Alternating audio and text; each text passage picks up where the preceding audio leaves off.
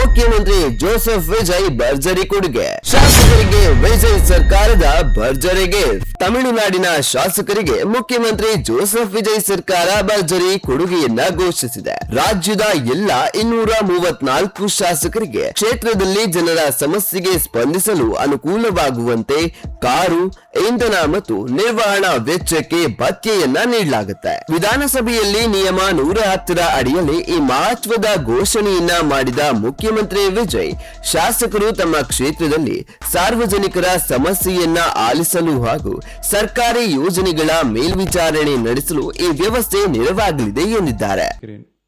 வடசென்னை மக்களுக்கு உயர்தர மருத்துவ சேவை எளிதில் கிடைக்கும் வகையில் பெரம்பூரில் ரூபாய் 300 கோடி மதிப்பீட்டில் 400 படுக்கைகள் கொண்ட உலக தரத்திலான பன்னோக்கு உயர் சிறப்பு மருத்துவமனை அமைக்கப்படும். ಚಾಲಕ, ಇಂಧನ ಮತ್ತು ಕಾರಿನ ನಿರ್ವಹಣಾ ವೆಚ್ಚಕ್ಕಾಗಿ ಶಾಸಕರಿಗೆ ಪ್ರತಿ ತಿಂಗಳು 75,000 ರೂಪಾಯಿ ಭತ್ಯೆಯನ್ನ ನೀಡಲಾಗುತ್ತೆ.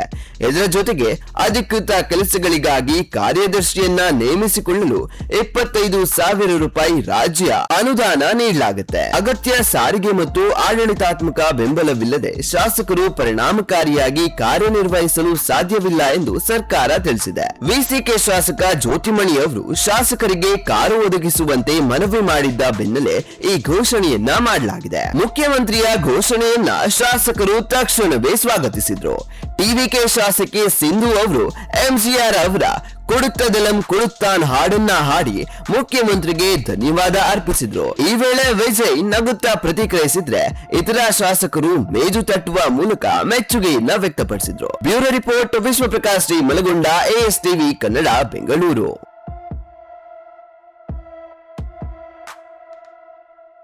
ಅಪರಾಧಕ್ಕೆ ಸವಾಲು ದಿನಪತ್ರಿಕೆ ಜೊತೆಗೆ ಡಿಜಿಟಲ್ ಅಲ್ಲಿ ಹೊಸ ರೂಪ.